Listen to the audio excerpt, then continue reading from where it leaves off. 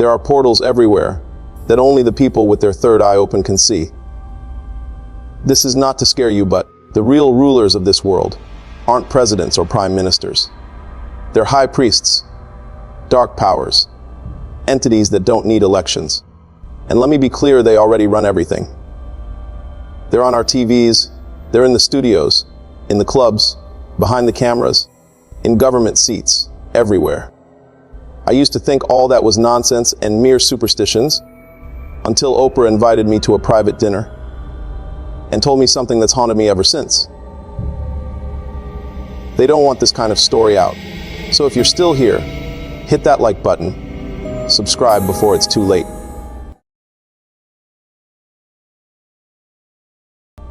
You work in this industry long enough, and you start to feel like a ghost. You watch other people get the calls, get the credits, get the spotlight, and all you can do is sit there smiling like it doesn't hurt, like you're not quietly starving for someone to finally say your name in a room that matters. That was me. Always background guy, a broke fixer, the one who made things happen behind the scenes, but never got the moment. Up until one day, when I got an invitation to a private diner from Oprah herself. And for the first time in a long, painful time, I felt important. With just a white envelope slipped under my door, with no return address, sealed tight, thick as a wedding card.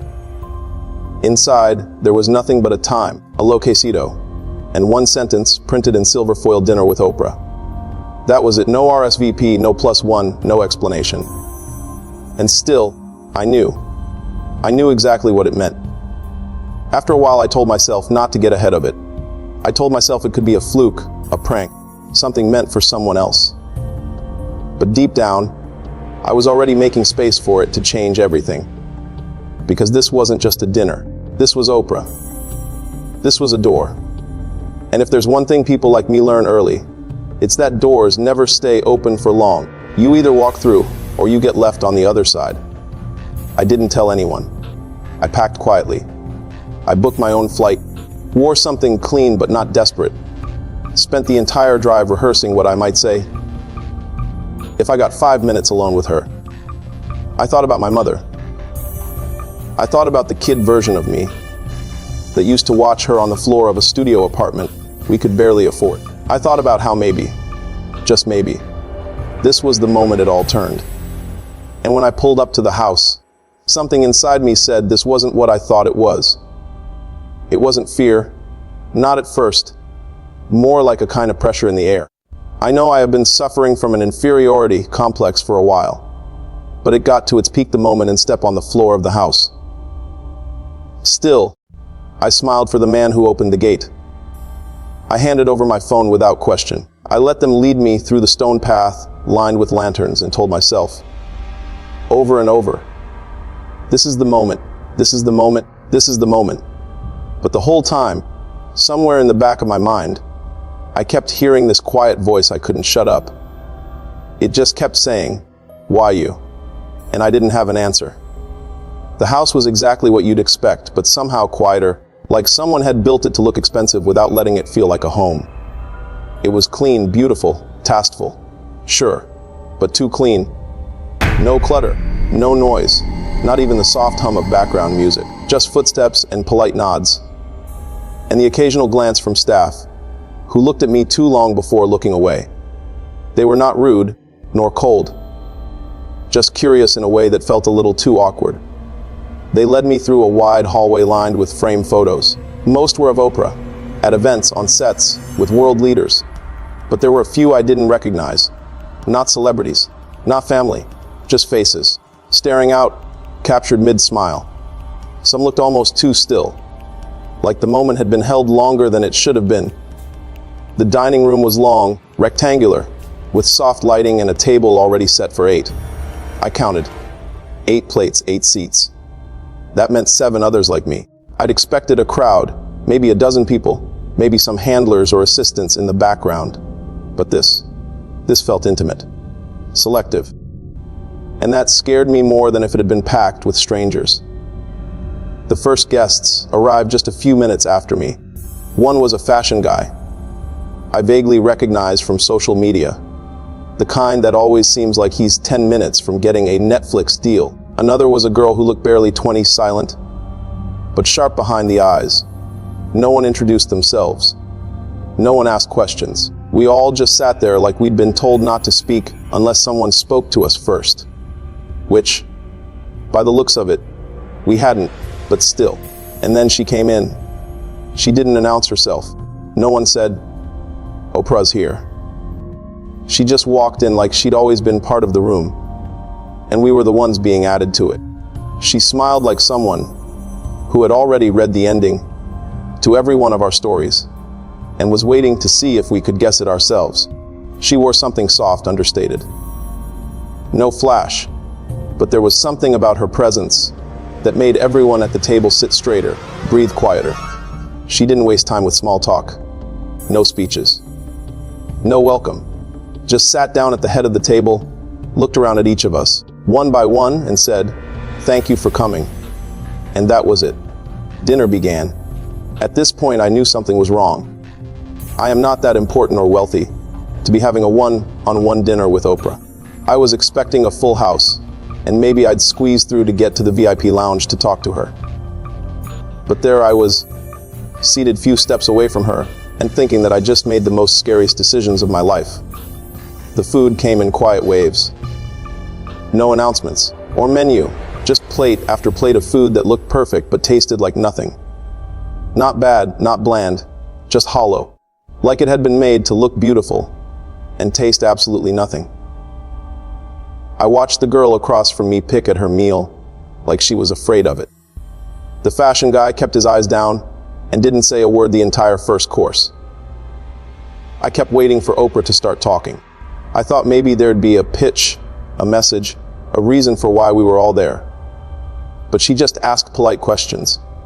What we were working on, how we felt about the industry right now, what kind of stories we were drawn to. It felt casual, like a panel moderated by someone who already knew which of us was lying. And the weirdest part was, no one lied. Everyone answered her honestly, or at least tried to. Something about the way she looked at you made it hard to fake anything. I said I was hungry for more meaning in my work, and I swear to God, she smiled just a little too wide when I said the word, hungry. To make matters more worse, there was no music, just silverware, silent breathing, and those looks across the table when someone paused too long. That whole first hour, I kept thinking, this is it, this is real. At least she sees me. I just have to stay calm. I just have to stay in the room, get a chance to feature in something big, but underneath that, deeper, somewhere I didn't want to admit, was something colder. Something I couldn't name yet. Something watching us behind her eyes. It started around the second course. Nothing dramatic. Just the way Oprah asked a question, and the way the room went still after she said it. She looked at the girl across from her, the youngest at the table, and asked, "What would you give up to never be invisible again?" Not what do you want, not what are you working on. Just that. Straight. Quiet. The girl didn't speak at first. She blinked. She looked around like maybe it was a group question, or maybe someone else might step in and laugh or shift the topic. No one did. Oprah waited, smiling, patient. The girl finally said something. I think it was almost anything. But her voice shook, and Oprah nodded like that was the right answer, or maybe just the expected one. Then she moved on like it hadn't just happened. I laughed softly, just out of reflex. Tried to cut the edge off the room, say something like, "That's heavy." But Oprah turned to me next. She asked, "Have you ever let someone hurt you because you thought it might get you closer to where you want to be?" I froze. I wanted to say no. I wanted to act confused, to pretend I didn't understand the question. But the worst part was, I did. I understood it immediately. Too well. I nodded, eventually. Said something like, "You learned to play the game." She smiled again, not warmly, not cruelly either, just knowingly. It wasn't a conversation anymore. It was something else. A quiet inventory of who we were beneath the polish. No one asked what this was for. No one dared. I think we all knew, even if we hadn't said it out loud yet, this wasn't just a dinner. This was a sorting. A test. Somewhere between courses, one of the guests excused himself to the bathroom. I didn't know his name, hadn't said a word to him all night. He looked calm when he stood up. But he never came back, and I'm not sure if he left the building either. The staff didn't speak to any of us. No one acknowledged it. His plate stayed there, half full, and no one reached for it. Oprah kept going like nothing had happened. And the only thing more frightening than his absence was how quickly we all adjusted to it. That was the moment my stomach started turning. Not from the food or the wine, but from the realization that whatever was happening here, it had already started. I wasn't watching it begin. I was already inside it. And I didn't know how far in I was. I tried to slow my breathing. I kept my eyes on Oprah. I answered every question like it was an audition, because in my mind, it still was. I kept telling myself this was just eccentricity, some Hollywood ritual, a power move maybe. But the truth was, it didn't feel like performance. It felt like something older, something careful. When the third course was served, she didn't even look at it. She just folded her hands and said, "What separates the ones who succeeds from the ones who get forgotten quickly is silence." No one asked what she meant. Because by then, I think we all already knew. By the time the fourth course came, I couldn't taste anything anymore. I'd stopped pretending to enjoy it. I wasn't hungry. My mouth was dry. Every sound felt too sharp. Every glance from the staff felt like it lasted 1 second too long. And then Oprah spoke again. Only this time, she didn't ask anything. She just said, "He's ready now. The power shift is complete." No one asked who, but we all knew she wasn't talking about herself. And I was too scared to even speak at this point.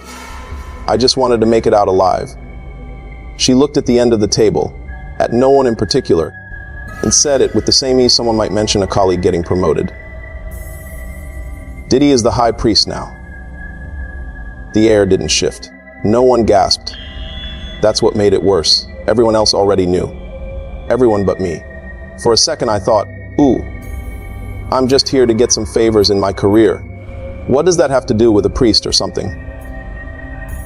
Things were getting really twisted and confusing at this point. Before that time, I never went to church or did any religious thing, even though my grandma tried to make us believe in God, but I thought it was some old people religion or stuff like that. I thought the devil isn't real, neither is God. I looked around and caught that same look on every face. Blank, confused sort of, and fear. One guest even smiled, just a little, like it was some long-awaited good news. That was when the nausea really started, not in my gut, but in my chest. Because suddenly I realized I was behind. I wasn't part of this. I was being observed, measured, watched to see what I'd do. I tried to stay still. I tried to keep my breathing steady. But every part of me wanted to run. Oprah leaned back in her chair, hands folded, eyes soft. When I held that roll, things were different. It was more careful. We filtered. We cleaned up. We carried shame like a duty. But that's not what the system needs anymore. That's not what keeps people in line. She looked right at me. It needs someone who doesn't flinch and knows how to stay loyal and do what they are told to do. The price for fame is huge, and no one can pay it all. I don't recall Diddy's name being mentioned again, but the energy in the room had already changed. The meal wasn't about food anymore. The conversation wasn't about legacy. It was about control, obedience, what you were willing to ignore in exchange for access. He doesn't like mess, Oprah continued. He likes loyalty, quiet loyalty. He has his own ways of ensuring that now. She didn't say what those ways were. She didn't have to. Everyone else at the table seemed to already understand. I thought about the man who left earlier, the one who never came back, and realized this wasn't a dinner to welcome us into something. It was a filter, a vetting, and a final cut. And I was sitting at the table pretending to belong, while something behind her eyes was deciding whether I'd made the grade or whether I'd disappear before dessert. There was a long silence then, long enough to make your throat close up. Nobody told me it was going to be like this. I recalled a close friend who began to get noticed in his music career and was getting booked. He told me all he did was get in touch with Oprah, and she helped him.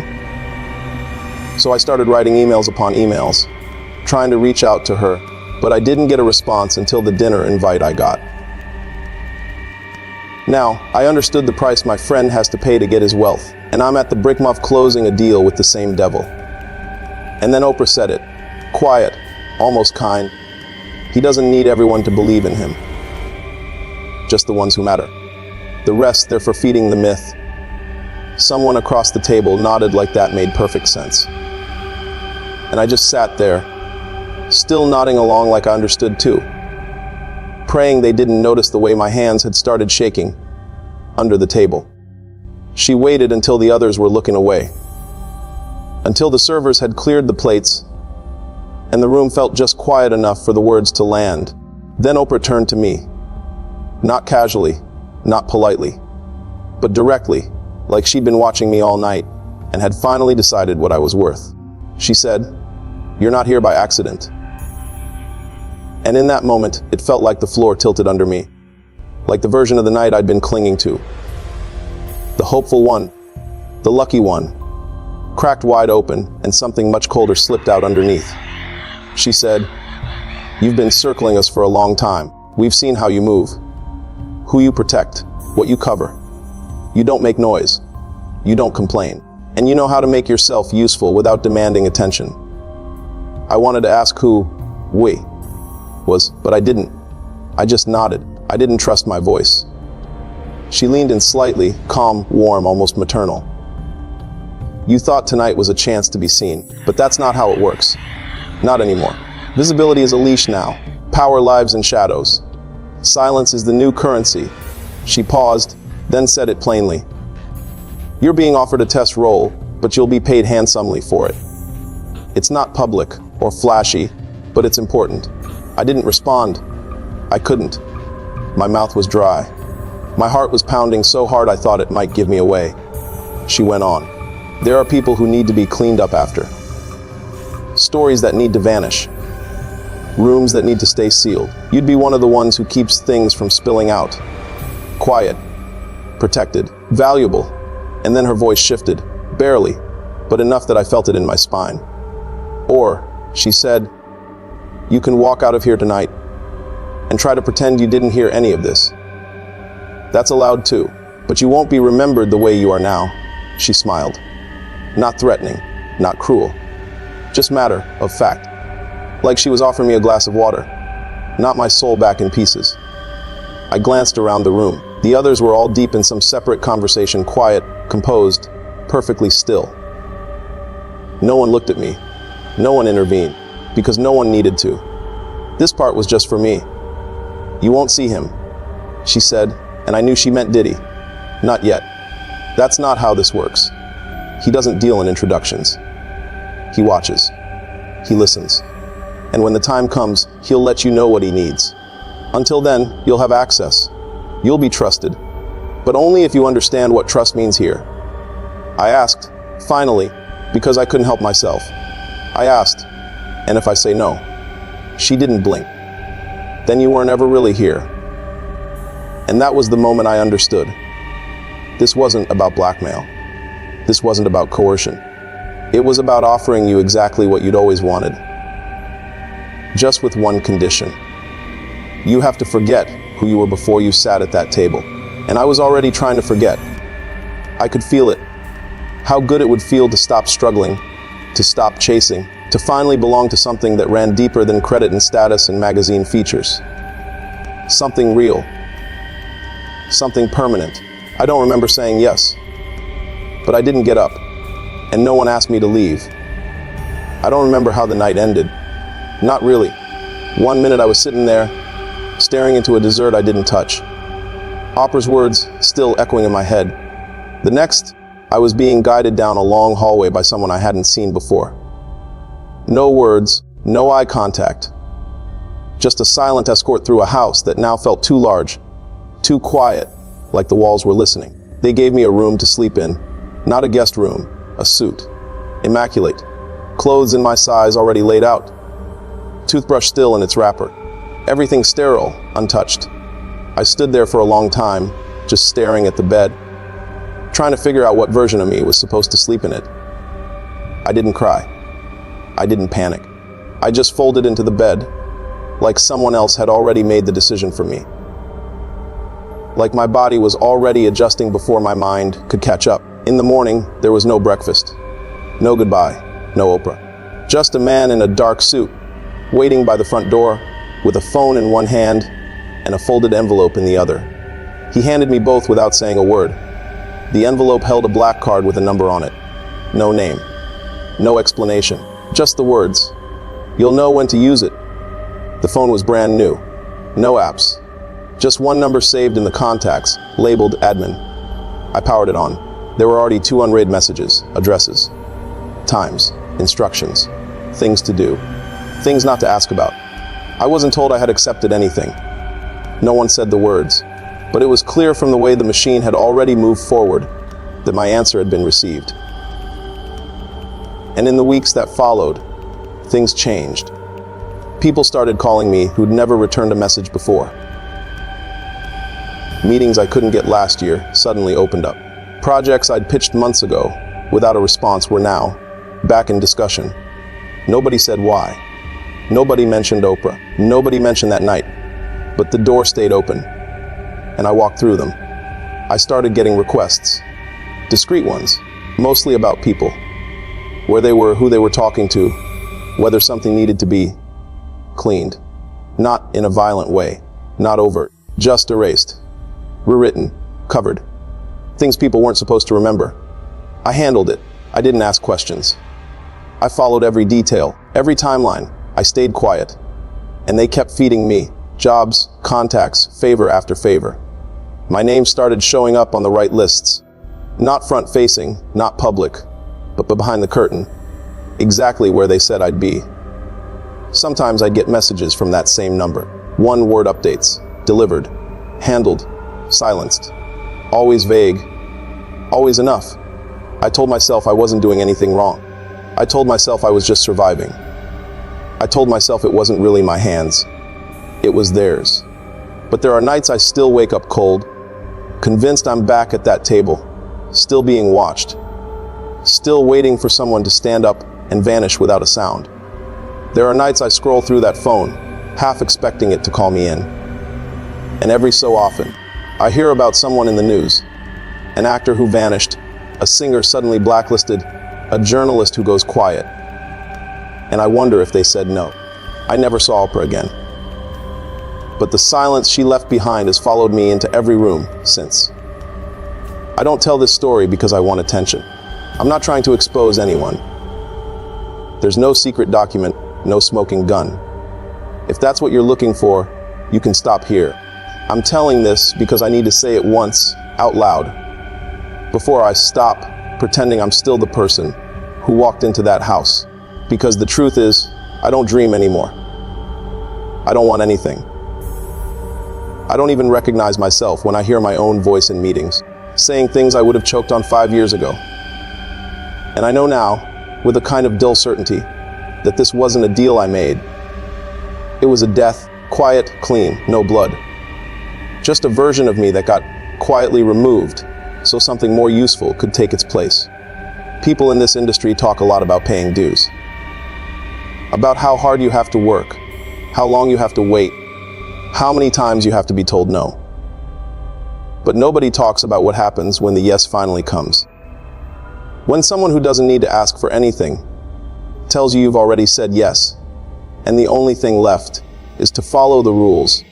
Sometimes I wonder what would have happened if I'd said no. If I'd stood up that night and walked out. But I didn't. And now I don't belong to myself anymore. I've seen enough to understand how things really work. I've seen what happens to the people who ask the wrong questions. Or worse, tell the wrong stories. The ones who go digging around people like him, people like her, thinking there's still such a thing as truth waiting to be found. And I've seen what gets built in the space where truth used to be. So no, I'm not here to make a scene. I'm not here to be brave. I'm just here to say it once. Diddy is the high priest now. And you don't have to believe me. You just have to remember who said it, before you forget. Most people won't believe this. That's exactly why it needs to be heard. Subscribe if you're not one of them. This isn't entertainment. It's a warning. Share it before they bury it like the rest.